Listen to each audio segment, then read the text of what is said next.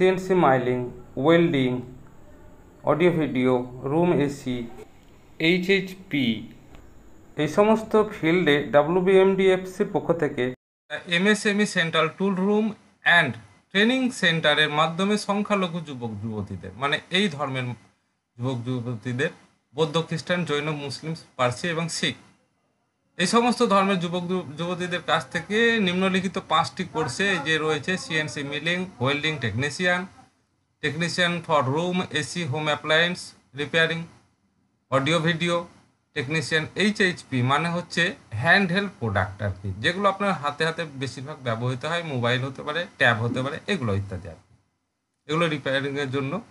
তো এই কোর্সগুলো কোনোটা মানে কোর্স হিসেবে আপনাদের বয়স এবং যোগ্যতা, এবং সেক্ষেত্রে কোর্সের মেয়াদ কোনোটায় 5 মাস, কোনোটায় 6 মাস, দেখতে পাচ্ছেন লেখা রয়েছে।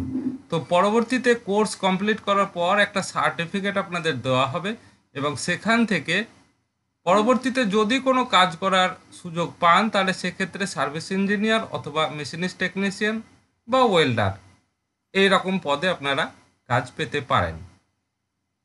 তো যোগ্যতা লাগবে সিএনসি মিলিংয়ের জন্য মাধ্যমিক বা সমতুল পাস, তার সাথে সাথে যদি আইটিআই পাস করা থাকে এবং গ্র্যাজুয়েশন ইত্যাদিগুলো থাকে, তাহলে কিন্তু বেটার হয়।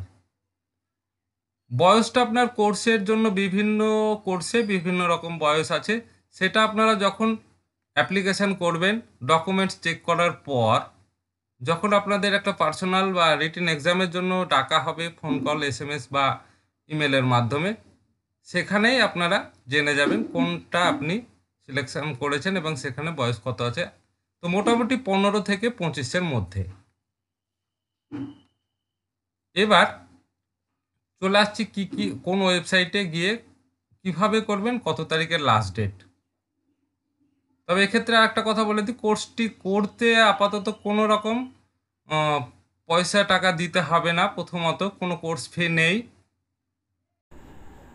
তবে এক্ষেত্রে আপনারা টোল ফ্রি নাম্বারে বা সিলেকশান হয়ে যাওয়ার পর ডাব্লিউবিএমডিএফসির অফিসিয়াল কর্তৃপক্ষের কাছ থেকে দূরের কোনো ছাত্রছাত্রীর জন্য হোস্টেল ব্যবস্থা বা এক্সট্রা কোনো টাকা রিফান্ডেবল সেটা দিতে হবে কিনা, সমস্ত ব্যাপারে তখন নিজেরাই জেনে নিতে পারবেন সিলেকশান হয়ে যাওয়ার পর। কিভাবে ফর্ম ফিল আপ করবেন, কী কী ডকুমেন্টস লাগবে।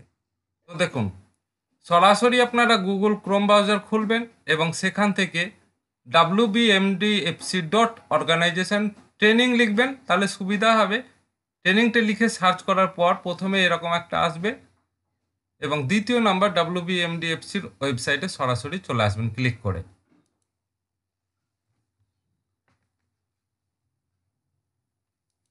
ওয়েবসাইটের ইন্টারফেস এরকম খুলে যাবে।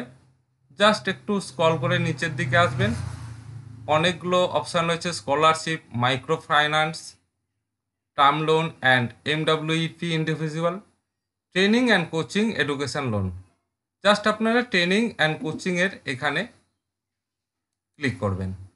ক্লিক করতে দেখুন skill development training in MSME Kolkata, official notification এটা থাকবে।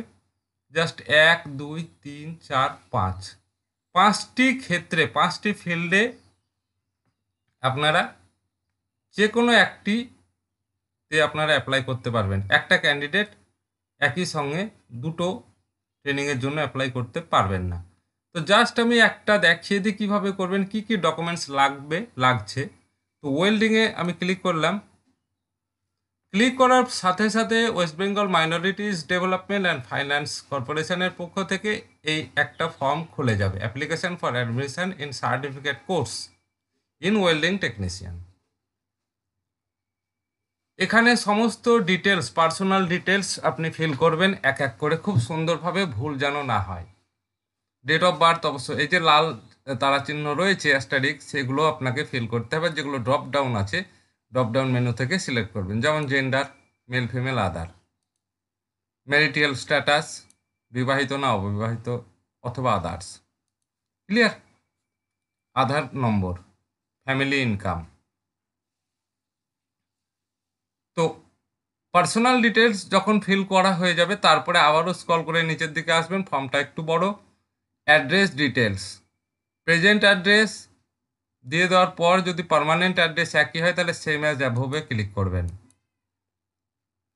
Block, subdivisional office, police station, ward অথবা জিপি, পিনকোড সব দিয়ে দেওয়ার পর কন্ট্যাক্ট ডিটেলসে ফিল আপ করবেন।